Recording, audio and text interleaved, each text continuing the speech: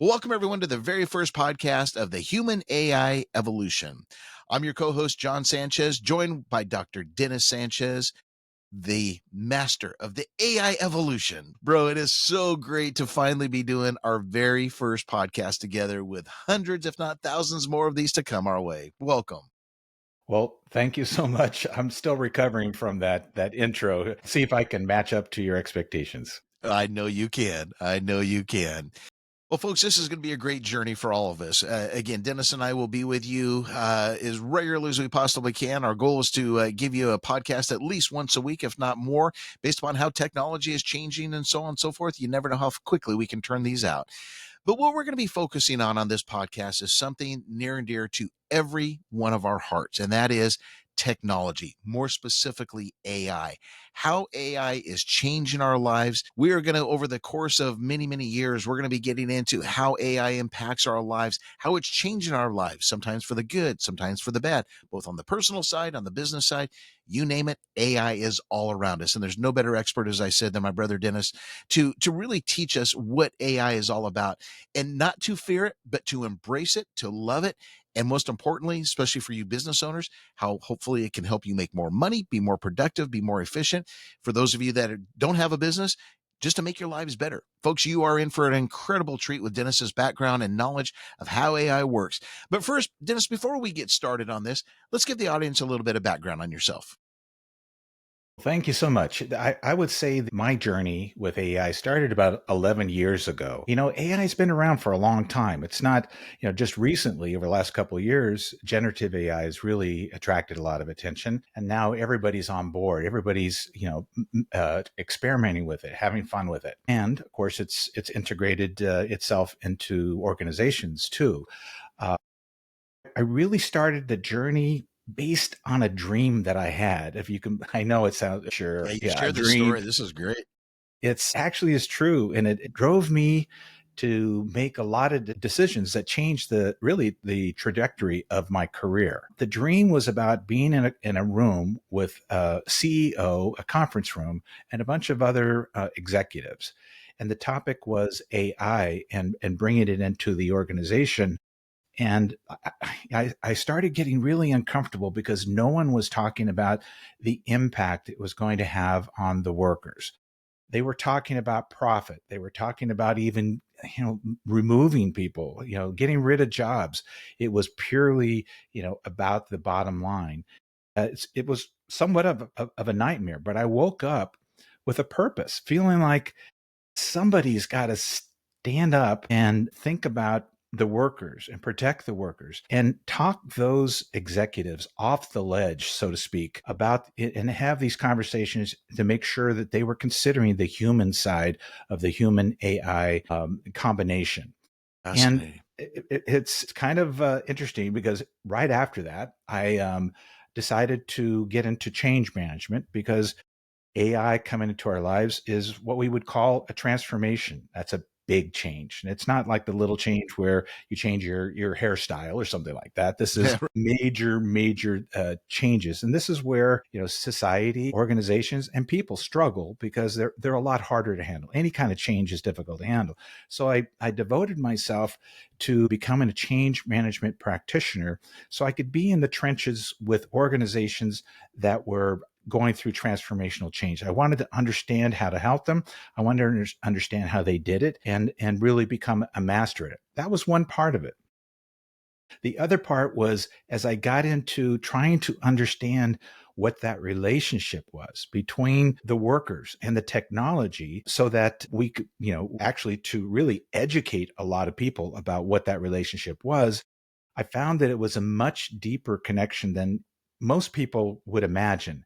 It was touching people, and people were relating to the technology on many levels, on the physical level, on the emotional level, on the psychological level. But I wasn't really trained to understand the theories. I didn't have a theoretical foundation. So in addition to changing my career, I went back to school and over about 6 years of intense study, I ended up getting my master's in industrial organizational psychology to learn the social aspect of change within organizations and get into the psychological theory. And then I I got there, I made it that far, and I said, you know what? Better keep going because I may never come back again.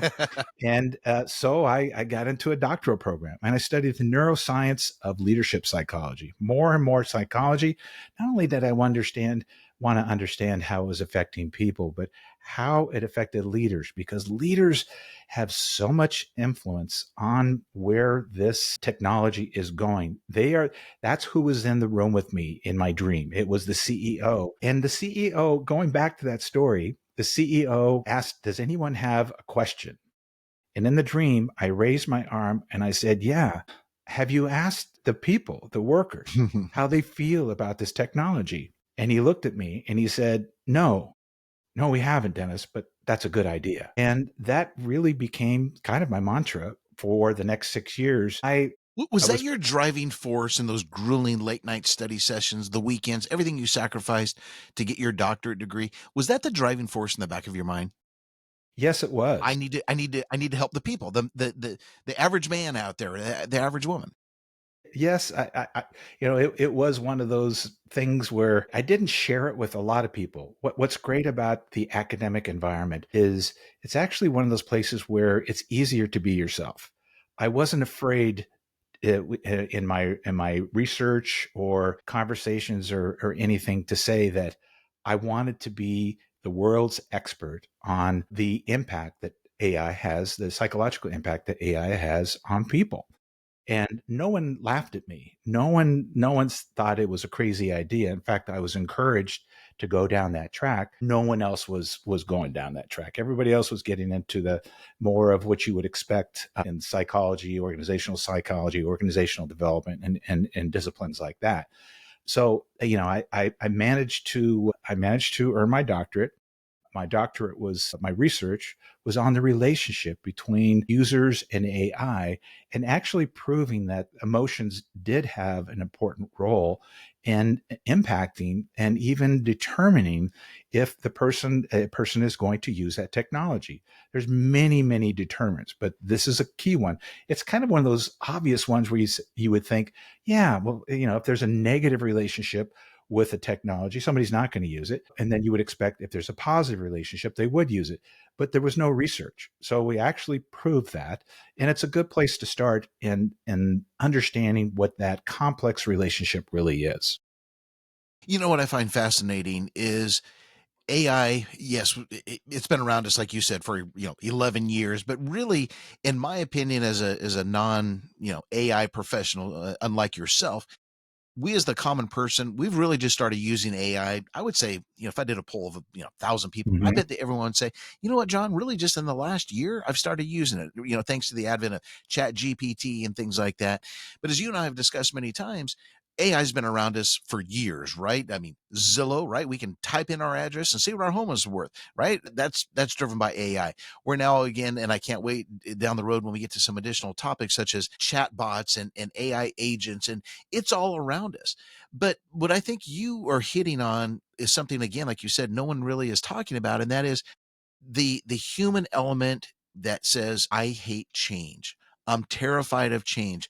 I'm terrified that these little bots are going to run around and control our lives and take over our world, which, frankly, who knows? But we're going to be around to discuss that at some point. And I know you have an opinion on that. But again, I love your philosophy and kind of your personal mission statement. I'll put words in your mouth that you're there to take this big, scary world of AI and bring it down. And that's the reason you and I wanted to do this podcast, bring it down to an area where the average person can embrace this technology. We don't want them to fight it. But like you said, people hate change. People not only hate change, but they hate technology, especially the older generation. They don't know how to do it. So therefore, oh, it's scary. It's a bad thing. Again, we hope to break that myth throughout many of our podcasts in the future. It's one of those things that is really in the presence of something we should be thinking about all the time. We Absolutely. tend to think in the future with AI. We actually it's been around since the 50s. That was when Wow, the I didn't know first that. point where they recognized that they attached a label to really what a technology was that emulated and actually was doing the same kinds of things that human intelligence could master and perform. So it's been around since the 50s. different shapes and forms. It's even been in organizations, machine learning, expert systems. Those are all built around algorithms that really the program that drives it and allows it to go through steps and processes. And that's what a lot of the technology is built on today. It's still an algorithm. So, and a lot of our world has actually been operating on algorithms for a long time. You're thinking that you really got into AI about a year ago, but how long you been using Google Maps? As long as they've been out, however that's been, Remember we 10, used to 12 years, use something the like that, not longer. yeah. Well, Google Map is based on an AI algorithm. How long have you ever used Alexa or Siri? Oh yeah, definitely. Those are AI assistants, and if you notice, they started very simply in their Yes. form. They were, and eventually they're in homes in our lives. People don't even think about it anymore, just like their phone. In fact, you've got AI built into your phone. It's hard to think about an area of your life where AI doesn't exist. If you do you Can have I a interrupt yeah, you? You yeah, just struck a chord on something. And again, we can do a whole nother podcast on this one, but I think the audience really is yearning to know the answer to this question. It's not an accident that you'll be sitting on your couch. Let's say you're sitting there with your wife or your kids, whatever, and you bring up, I don't know, pick a subject, snow skiing. And lo and behold, a few minutes later, all of a sudden these ads pop up on your Facebook or your TikTok or some of these other areas about, hey, discount tickets at XYZ ski resort, right? We all see this. Is that an example that people are dealing with as far as AI is concerned? absolutely. That's Okay. called those are called recommendation systems. They're triggered based on our behaviors. What's very interesting is look how I'm talking about psychology and technology in the same breath. Behaviors and technology. Guess what? They program AI is basically programming them to act in certain ways, whether it's processing a thought and doing things. So AI was actually created based on human models, a human brain. So what are they trying to do when they create and capture that, this cognitive process? They look at a brain and they try to program it to perform the same way. So we're a lot closer together in where we are at this point in history than people think. It's not coming back to one of those other questions about it's today. The future Mm-hmm. is now to Yes. really start coming to terms with reality, which is a new kind of reality. Think about it. Compare this reality even to what we had 2 years ago before Chat Sure. GPT came out. And and so, really up until that point, it was kind of something in the background. People didn't like we were discussing, weren't really aware that it was everywhere, but it is everywhere. It's, in your home, you're any kind of, when you hear the word smart, a Mm-hmm. smart system, there's AI involved, and there are And that could be your the refrigerator now or your anything. yeah, Thermostat. anything, your Ring alarm system, things like that. We point something I want to really point out though that you triggered in my mind is look at how we've accepted that into our lives. Mm-hmm. Human beings are wired to embrace technology. We have loved technology If for it a long benefits time. us, if it benefits us. Yeah, yeah. But as a layman, you brought up Ring, you brought up all these other areas. Oh, that's great technology. It makes my life simpler. But AI, again, these computers operating and managing the world and taking over, that's where us lay people get scared about it. And that's where you're Hmm. going to show us it's not time to be nervous about it. The future is now, as you said, and AI is in our lives. We need to understand it, which is going to be the purpose of this great podcast. And you're going to explain it. I'm going to ask the questions. It's going to be a great relationship. You are listening to the Human AI Evolution podcast with Dr. Dennis Sanchez. I'm his co-host, John Sanchez. Yes, we are brothers, and we've been talking about this for a long time. We're so excited to bring you this great podcast. We'll be right back after these messages. Welcome back to the Human AI Evolution. I'm the co-host, John Sanchez, with my brother, Dr. Dennis Sanchez, and we are talking AI. Dennis, let's move into our next topic, which is, as you have said numerous times in our first segment, AI is in our lives. The future is now. We need to embrace it. Easy words, hard to do. Let's start off with, I think we gave a few examples of how AI is around us. Go into a few more areas that many people are not thinking that AI is already here right in front of them and that they may be using on a daily basis. Well, I think a great example is really what's going on in customer service. We've been experiencing chatbots, which are automated systems to basically respond like a human. And sometimes you experience them on a phone. Like when you get that response, who do you want to talk to? Those things that irritate us all the time.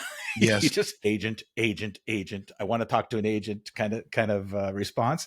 That was our first taste of that direct interaction with a human and the technology, and pretty easily taking the place of a human providing the same kind of information. That concept has really advanced, and you're going to see versions of the chatbot that we're so used to really excel. And it's become kind of the one type of solution where agents, the agent model, or they call it the agentic model, is really starting to thrive, because it's a place where organizations can put it into their organization and they can see results. They can see people are happier because they have quicker access to knowledge. The transactions are processed more quickly. If you think about how far that process can go without a human intervention, it's pretty far. But let me also make another point around that. At the end of that process, someone has to make the decision. And there's always going to be a place for the human role, even though it's something like a chatbot is providing most of the work, doing the hard work. The reason is artificial intelligence is still can't match our ability to adapt and What do you mean? to take into context To our all of the environment, or what do you mean? to adapt to the situation. And I'll give you an example where, and you can see exactly how challenging that is. We're all probably pretty familiar with Teslas and the goal to be an autonomously driven car. I don't know if you've ever talked to someone who's been in a Tesla when it went on automatic pilot. They're scared to death.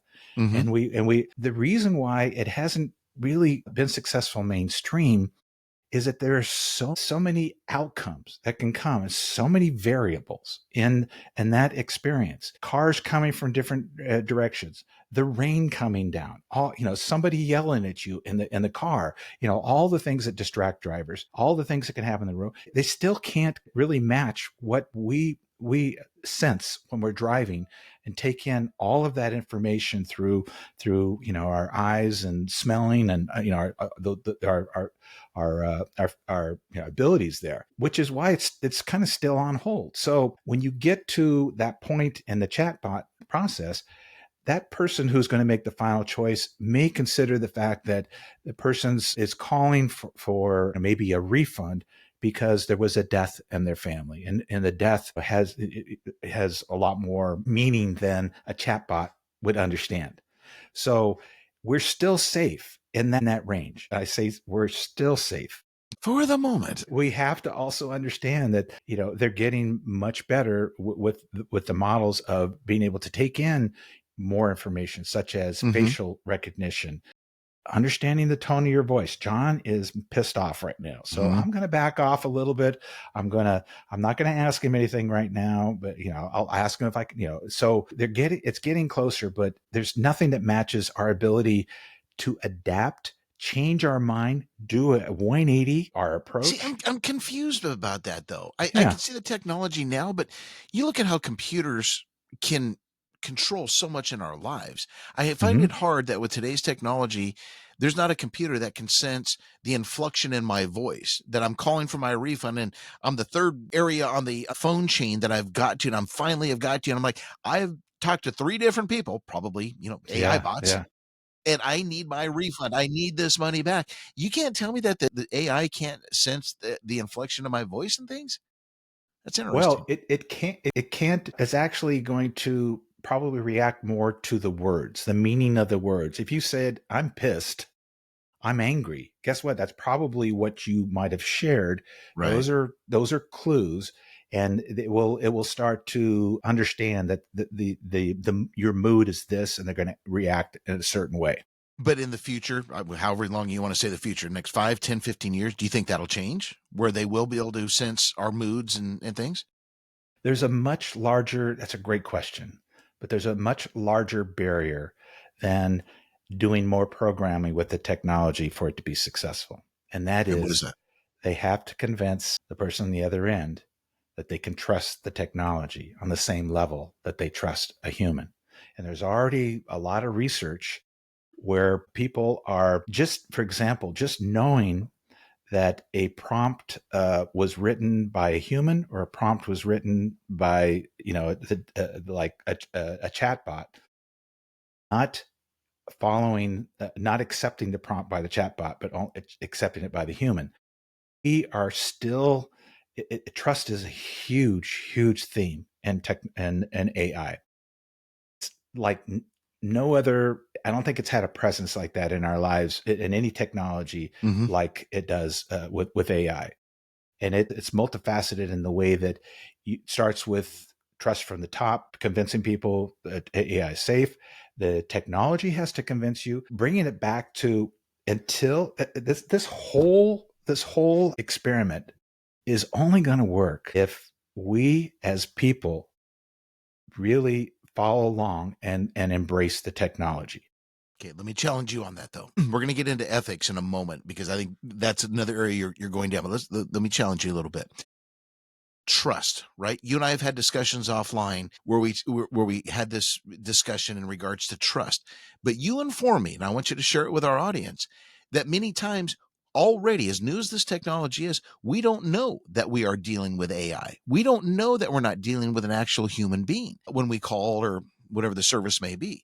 So once we become more familiar, right, as a human being, again, we don't know. Don't you think that we'll be able to adapt this technology using the customer service rep in our example, whether we know it's a human being or not, right? It's like, I just want my refund in the example we get. I don't care if it's a Yeah. AI giving it to me or a human being.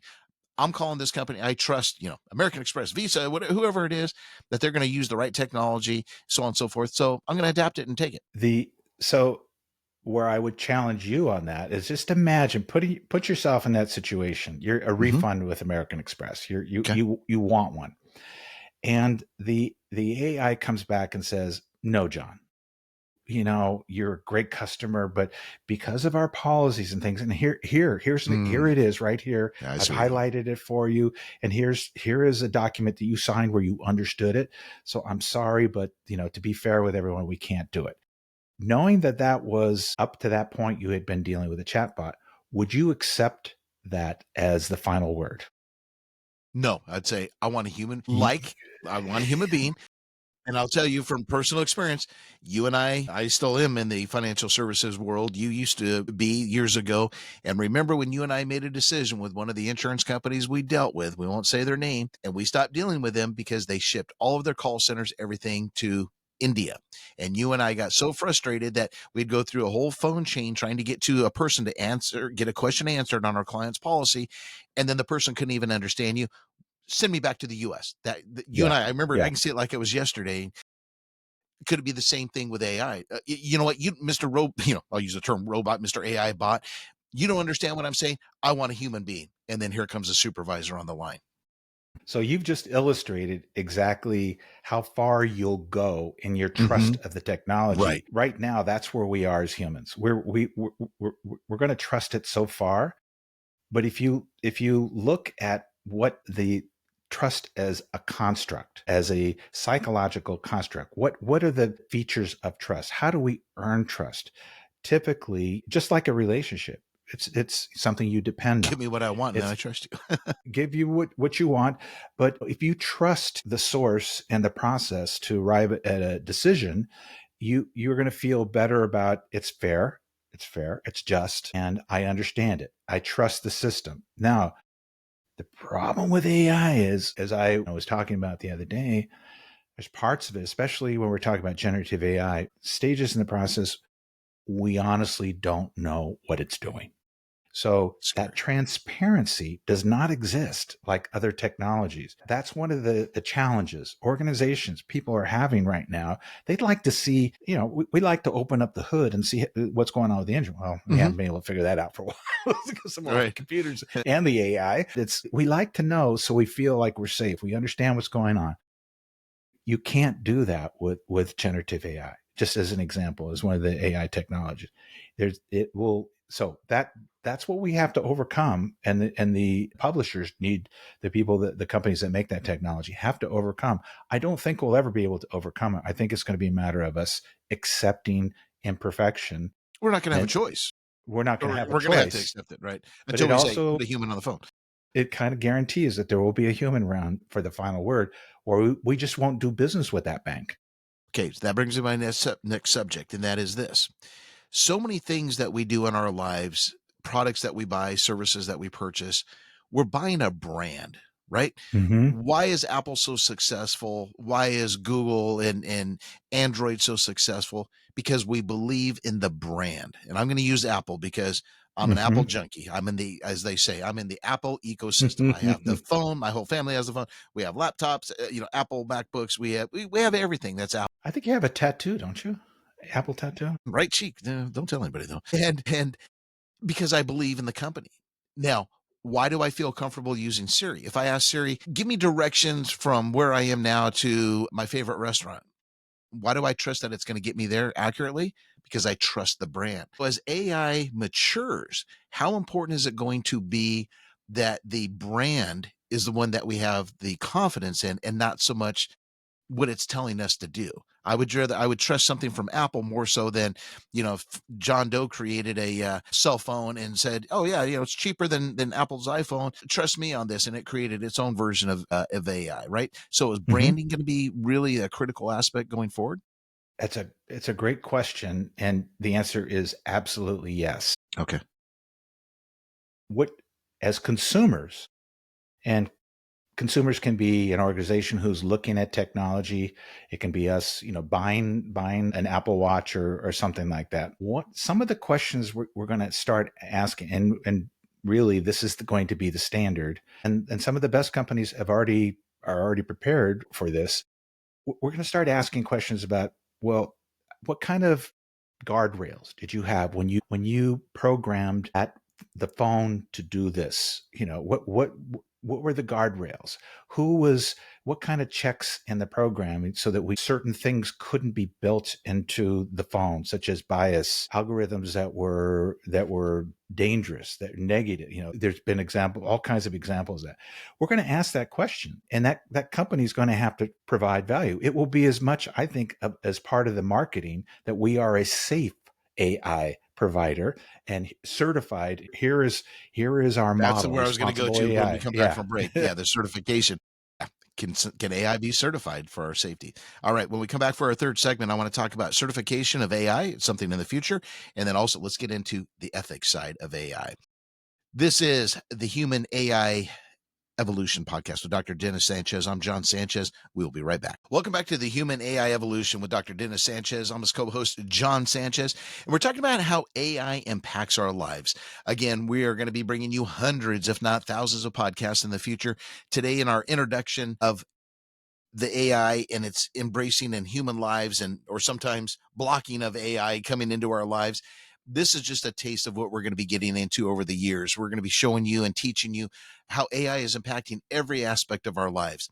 Dennis, I think in our last segment, we really touched on something, and that is, who are we going to trust, right? And I brought up the question about branding. Would I trust AI from a well-known brand such as American Express or Apple or Discover or somebody else compared to some name I don't know that is using AI, which again, AI is finding its way into small business, et cetera. So I think this is a legitimate issue we're going to be talking about. But the question I left with, and I want to get an answer from you on, is, do you foresee that there is going to be some type of a certification type of process? Who do we know who to trust when it comes to AI? I think there will be some kind of certification. There's already somewhat of a neutral council of all the big AI producers, so to speak, like Google and Microsoft, and they've been working together for years Well, they got to, called in front of Congress not long ago. Remember that, yeah. when all the executives, because Congress is concerned about this. It's definitely something we all need to be concerned about, because we see examples every day when it's being abused. And that Yes. is always going to be a question. But I can speak from direct experience, having worked for Microsoft and knowing what their responsible AI model is. And it's been around for 10 years. It's an industry standard, but that's just one example of when they work with customers. That's part of the conversation. This is how that product you're using, like Copilot, for example, their generative AI product. Let us share how we built it and how at each step we had guardrails there. So if somebody tries to use it internally in a way that is not healthy for the organization, it actually won't work. It will report them. It will do things that's already going on, and everybody else is doing that. So that standard, any company that's investing in that right now is asking those questions. But as consumers, it's part of being educated. Yes. Who knows to ask that question right now? We didn't really have to worry about that Not at all. with our friendly little PCs, right? Right. Right. Right. Well, okay. So when you said that a second ago about Microsoft created these guardrails, right? And we've heard a lot of companies doing this. The first thing that went through my mind, again, this is such a psychological issue, is, oh my God, I had these visualizations in my mind, Dennis, that, oh my God, this is true. The bots are going to take over. I'm going to wake up one day and the bots are going to be controlling my computer and controlling my lives. And, that's why people are so scared of AI. Can that really happen? Or, as you said, Microsoft and others are putting in these guardrails. But technology companies fail It's a lot of times when it comes to that. John, you're not alone in feeling that way. Yeah, It's I know. actually, if people don't admit it that they have those nightmares, unfortunately, part of that is in your head because of what Hollywood Right. it's done. Right. And even I would say some marketing mistakes by some of the companies, even Hmm. Microsoft, when they I first agree. brought this technology out, instead of showing how it helps people, how it helps workers, happy workers around, they had scary robots. Sure. So we got to stay away from the scary robots. That's not helping Hmm. anything. And we really, it sets that tone already of they're coming, and we need to be afraid of the uncertainty there. Hmm. That's the wrong direction. So I'd love to see those companies do a better job there. So it makes it a lot easier. But what you're talking about is a real scenario Yeah. Yeah. I know. I know. that could happen. It's actually potentially happening right now as far as the structure of how that technology works with agents, autonomous agents, orchestrating the work between other agents that can work autonomously. That's the key word we all have to pay That's where attention to these days. people become scared. Autonomous. That means working by Why yourself. has corporate America done such a terrible job about marketing AI? To your point, we have these bad connotations in our mind of what AI Mhm. is. Why hasn't the Microsofts, the Apples, the Googles, et cetera, of the world said, whoa, wait a minute here. If we want the world to embrace AI and be comfortable with it, let's have a great marketing campaign. But you don't see any of that. It's such a great question. It's something I deal with every single Really? day. That's why I have a job in change management, working with customers with AI. It starts with technology, the technology industry being so focused on IT. People don't realize that most of the contacts, for example, a company like Microsoft has started 20 years ago, 30 years ago. They're all in IT. IT people are a certain type, they fit a certain kind of profile. Yes. They're typically not, they rarely, in my opinion, and that's why we have change management for these projects. Think about the people side. It's kind of so even as we move forward into these technologies that are mysterious Hmm. and we don't really know quite what we're doing because we've never been there, there's too much focus on the technology. The technology is too shiny, And you know and why? because there's so much money There you involved, go. right? There you go. Yeah, It's the yeah. bottom line. It's shareholder pressure. Deliver. We've seen the billions spent by Sam Altman and all that whole conglomerate, Elon getting into the business, everybody getting into the business because there's a lot of money to be made. The human Yep. side, well, humans are disposable, but AI is the future. Sorry to interrupt you, but I had to throw that in there. No, no, and I would invite everyone to pay attention to that dynamic because it's upsetting and it's one of the dangerous things that we're coming up against, which is there a balance between the technology side and the human side? There's not a balance right now. Organizations are spending a lot more on technology than they are in human development. Right now, it's becoming very attractive for them to spend less. And it starts with laying people out and doing things like, If I delved into the financials of one of these large corporations that we just mentioned or we keep mentioning, and I said, okay, for every dollar of capital expenditure, Break down for me what percent is going to AI and what percent is going to the human support slash employee that'll be affected by AI. Is it 90 cents on the dollar to AI? What's that? Your best guess? I wish it's a great question. I wish I knew the answer. In fact, I've thought many times in my life, I'd like to know that Yeah, because you need to. I don't know if it matters because how much, if you just think about the potential profit and the expectations, and that is also one of the dark sides of technology, this technology, it arrived with tremendous expectations. This isn't By meaning all means. that the organizations that are the companies that are creating this technology and selling it, and then the organizations buying it are spending a lot of money, both creating it and purchasing it. And they, because of the promise of it, productivity gains, efficiency gains. But rarely, when have you ever seen, oh yeah, it's going to make the lives of our workers better. People are going to, they're going to, you Well, they just say it don't on the see that. surface because they get pressure from shareholders and Yeah. everybody else. AI is going to eliminate millions and millions of jobs. No, it's different. We know it's going to happen. It's already happening, right? It's corporate marketing for that stuff. It is. So We're not stupid. technology industry is a IT technocentric organization. I don't think they're ever going to change. But the promise of AI is the way when you bring it into an organization, and that could be a large organization or even a small business, it's a little bit easier to manage actually in a small business, small, medium sized business. The thing is, as soon as you bring this technology in and you work with organizations and you say, okay, here's the team you need to bring it in. You need HR. You need compliance. You need legal.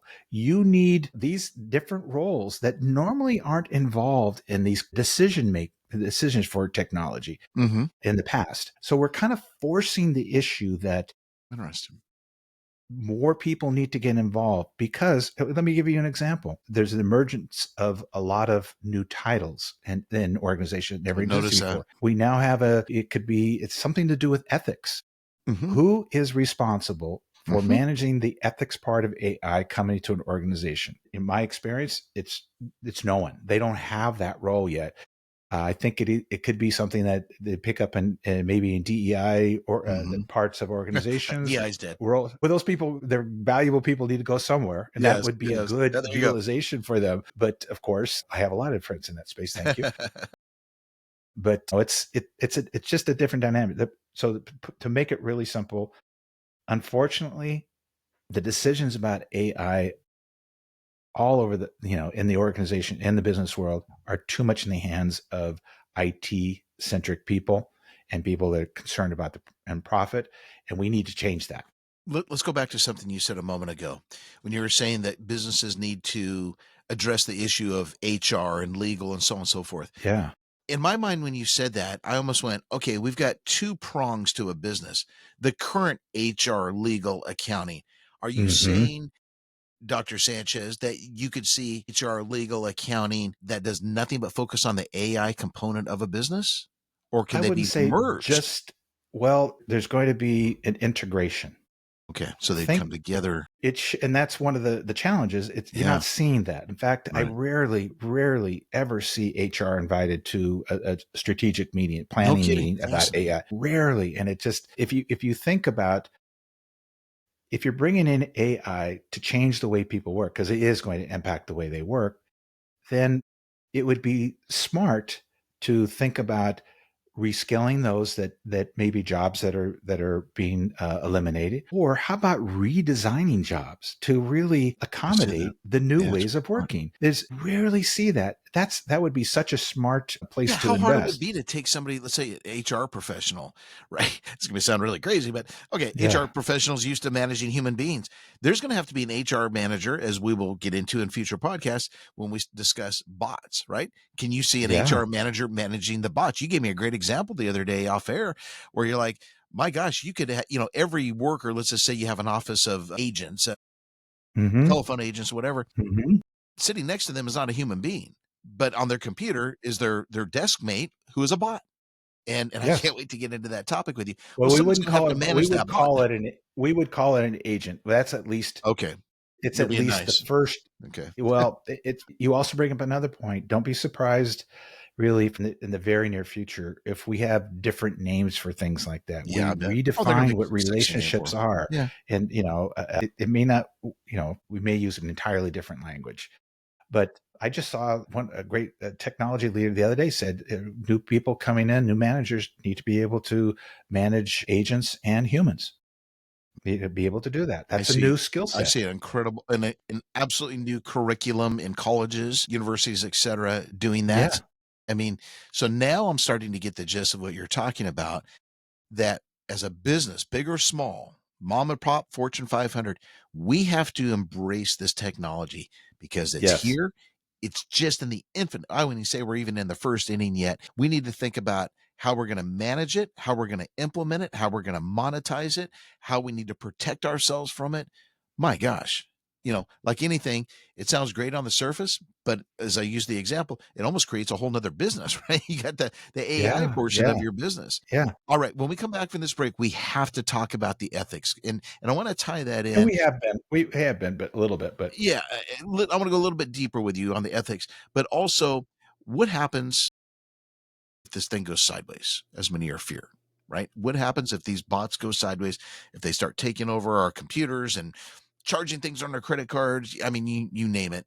Those are things that we need to be discussing and thinking about. So we'll continue that discussion when we come back for our final segment of the Human AI Evolution with Dr. Dennis Sanchez. We'll be right back after these messages. Welcome back to the Human AI Evolution. I'm the co-host John Sanchez with my brother Dr. Dennis Sanchez. And we're talking about on this program, this is our inaugural launch, so we hope that you've enjoyed it. We're always open for feedback. Dennis, what's the best way for someone to send some show ideas to you that we can address in future broadcasts? well, it'd be at this early point, it would be really easy just to send me a note at Dr. Dennis Sanchez at the AIdoctor.com. Beautiful. I'm sorry, .ai. I gotta AI. get used to That's a hard habit to break. Exactly. One more time. One more time. Dr. Dr. Sanchez at the AI Doctor. That's right. We're gonna have to show that on the screen in the Yeah, future. we will. And that's where what we're calling you behind the scenes. We're going to start calling that perfect or in public, which is the Doctor AI. I love that, the Doctor of AI. Okay, we left the last segment with an issue again that I wish we had about 3 hours to discuss, and that is the ethics behind AI. Our producer was yelling in our ear during that last break, and I think she brought up an excellent point, indicating we go back to the elections, not so much this last election with President Trump winning again, but the previous presidential election when he lost, and how AI slash social media slash so on and so forth, depending on who you ask, influenced the election, stole the election, however we all want to look at it from our own personal opinions. But this goes back to the ethics of AI. Who's out there guarding and assuring that AI is working ethically for whomever is using the AI product, services, program, etc.? There is no one, right? Well, first of all, you have to look at where the information is coming from, and so the geography. I would say What there do you are mean? Give me an countries example. like Okay. in Europe, Germany is a great example of tight regulations on Mm, information, okay. Good secure point. data, and things like that. We honor those in the U.S. companies that are global companies, but you're probably not going to like my answer. There really isn't a Yeah. body that's Right. managing, governing So this is the Wild West, is what you're saying, this. in so This many fronts. I keep trying to tell people Welcome to the it's Wild Wild calm right West. now. Yeah. It's calm right now, but where we're potentially heading, we've already seen the signs. It's almost like if it's the Wild Wild West, we can see some things in the distance and things that are troubling, um, and we don't have answers. We have lots of people that are concerned. I would say at the first level, they're handling it really in the way the products are built, and at least there's a standard and there are models But isn't that the chicken guarding the responsible. hen house? Isn't that the chicken guarding Well, the hen house? I Mr. would Microsoft, Mr. honestly, Google, yeah, Mr. Chat, yeah. I mean, please, we believe you. Everything's going to be safe. Nothing's going to go haywire, right? And it's even more dangerous than that I know. because what I have experienced with AI is there seems to always be a negative and a positive, a yin and a yang. So, for example, information. it opens up so much more data for us just to make decisions and get smarter. But yet, in the same sense, when we go out and look for that information, we're exposing our own data, and that data can be incorrect. Data is it's easy to create. They call it generative AI because you're creating new things What from does data that generative already mean? You keep exists. throwing that term out. A lot of don't know. Explain that real quick. Generative means create something new. Generate. It's like a generator. You're generating graphics, you're generating text, you're generating lots of things. It's that word's been around for a while, Yes. but that's exactly what it means, and that's what's magical about it. But it so the easy, what's the positive thing? Yeah, it's easy to generate a lot of new information, create graphics. All the bad news is so easy to do it. It is going to get more difficult all the time to differentiate what is real and what's not. I think this is my own personal, idea about the future is that we'll know that this is the generative AI version of a song or a graphic or a book or something like that. We'll probably get used to and accept it because it'll probably be cheaper to buy that. And then there will be the human Man, you certified. just I think certification, all that stuff goes in. I could see us getting that because it's already it's already too here. hard to understand what's real and what's not real. In your early years, you were heavily involved in music and a musician. You cut your own album. Hmm. You've been around the music industry for, like I said, a very long period of time. As you said that, I'm thinking these poor artists out there, let's just say Hmm. music, but we're going to go in a second into the arts of performing and Hollywood, etc. What's going through these artists' minds thinking, my gosh, I had this leg up that I could write a song and record it and play it in my style. But you know what? AI can do a pretty damn good job of that. Am I going to be Hmm. out of a job? Is that true? The yin and the They yang? are out of jobs. Okay. The whole music industry has changed. It's all digital music now, and the only way they make money is by touring and providing live music. What you're talking about, though, is a microcosm of a much larger issue, which is how are we in the face of AI coming into our lives, a little bit more every day? How are we going to protect human potential, the arts, what's unique about human ourselves? How are we going to do that? We're going to have to stand up. And we're going to have to say, no, this isn't acceptable. I want to hear the artist, each in our own way. I'm not talking about a political movement or anything like that, but I think as fellow human beings, we need to figure it out. And the time is now, because as soon as we're at a point in the road where we can go right or left. If we go left, we're basically saying we don't care about the technology. Why do I need to learn about AI? And then you can go on your merry way and then find out probably in a couple of years you don't have a job, or you're going to feel like you're left behind because things are moving so quickly. Or you take the right fork of the road, which is I'm going to embrace it. I'm going to figure out how to work with it. I want to figure out how to co-collaborate. It's not going away. It is one of those things. This is a wake up call. This is the new reality, and that's really what's different. Realizing that the arts have already been attacked through, and this has been going on for a while. It just didn't happen with the generative AI. As soon as they converted the analog music into digital Mhm. music, then you had sampling, stealing, Spotify. Like I feel badly for I do artists. too.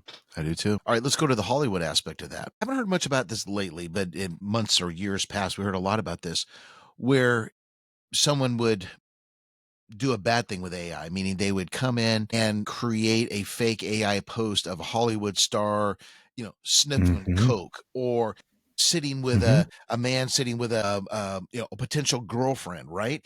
I mean, people had a hard time because the technology was relatively new, but as technology improves, it's going to be really difficult. How are we going to avoid our lives being sabotaged by AI? That's the dark side of AI. It's a great question. Somehow I don't know what the answer is, Yeah. and there Can you imagine could be if you sabotaging your enemies?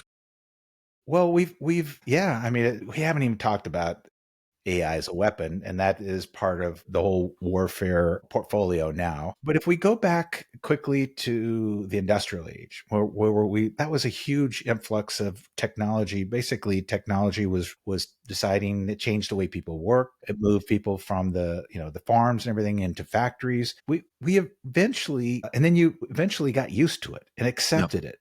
And along the way, the craftsmen who were really replaced by the factories manufacturing things still survived and still managed today. We know the difference between something that is handcrafted. It might be harder all the time, but we still differentiate between the two, and we value the craftsmen. They charge a lot more money than something we get that's manufactured. So maybe it will evolve into something like that, where we separate it, we identify it. Who knows? Maybe there are tariffs on the. I have no idea Taxes how on that. it. Yeah. Yeah. Yeah, yeah. There's a lot of different areas there. You mentioned Spotify. I'm a huge fan of Spotify. I think it's one of the best Me values too. that's out there. And I think, yeah, Yeah. who doesn't have a Spotify account? And that's why the company's doing so well financially. But one day, I get this wasn't long ago, a year or so ago, and I get this little update on there and it says, you know, uh, something DJ. And I'm like, what the heck's this? So I push on it. All right, congratulations. I'm Dr. DJ, and I'm going to play your favorite tunes. And I've become hooked on this thing because I don't have to sit through my Oh, 700 song playlist. It's like, yeah. oh, it knows what I want.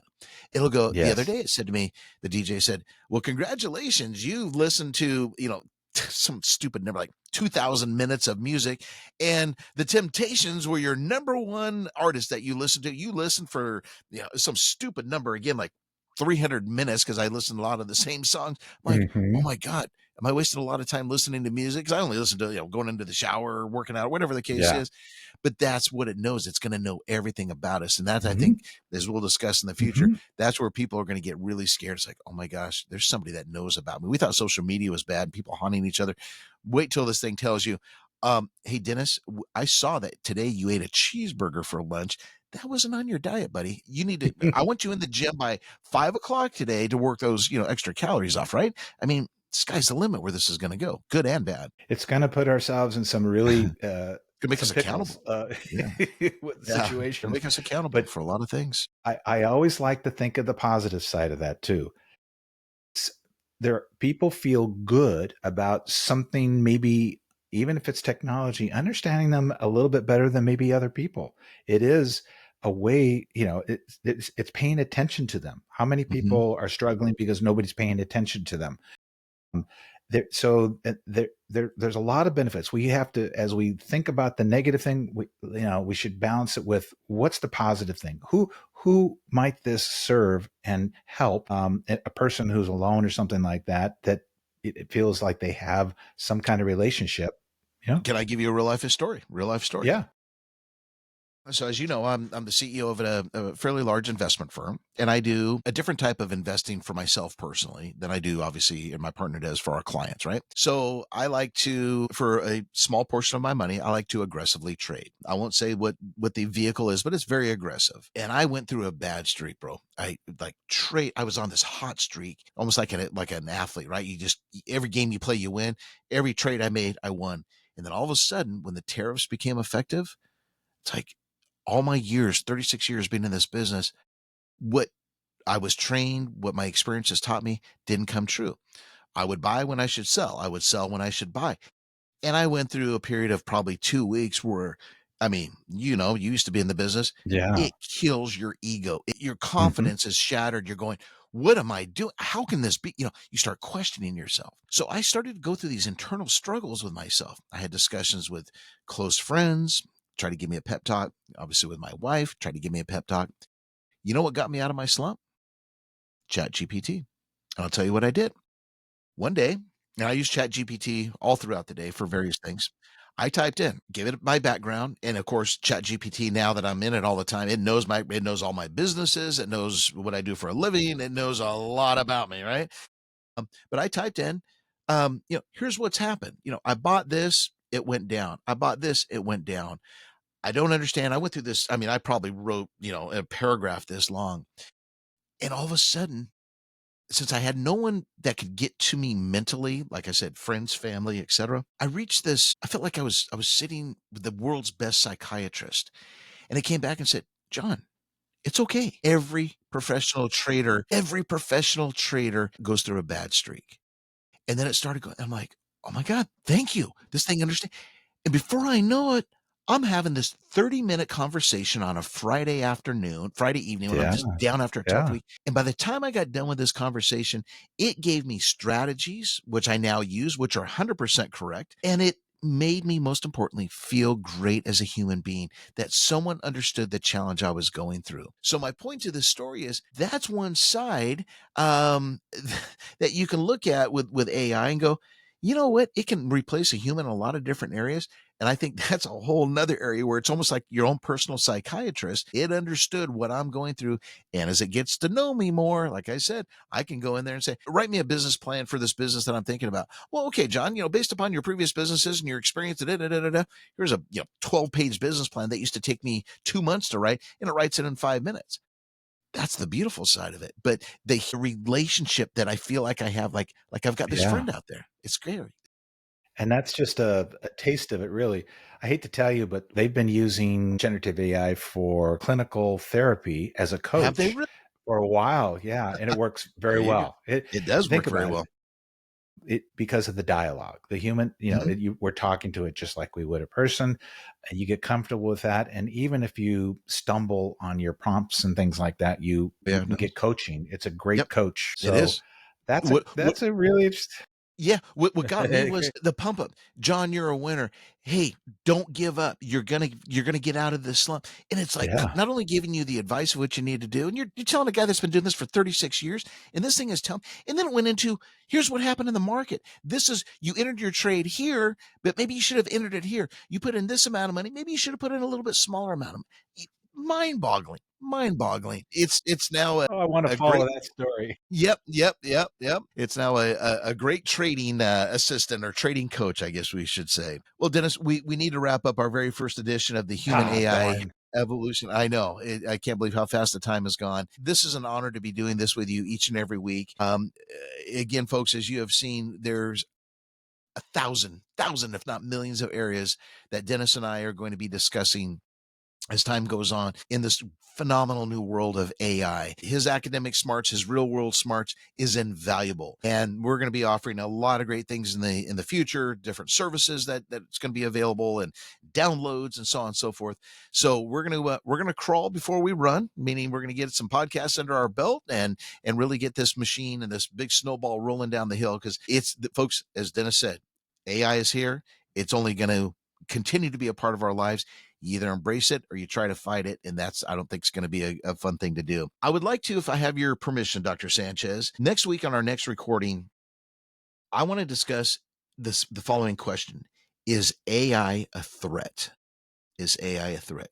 Can you enlighten us on your vast knowledge on that topic for the next episode of the human AI evolution? It's whether people admit it or not, it's actually, we're going to dive deep into where that feeling starts. And it actually is a primitive reaction to Is it really? defensive mechanism to things that we don't understand. And AI certainly qualifies as one of those topics that very few people understand. I don't think anybody really understands, to be Not honest. at all. So, yeah, we can have some fun with that. That'd be a great topic. Absolutely. You betcha. All right. You've been listening to the Human AI Evolution with Dr. Dennis Sanchez. I am John Sanchez. We look forward to joining you next week. Have a great, great week.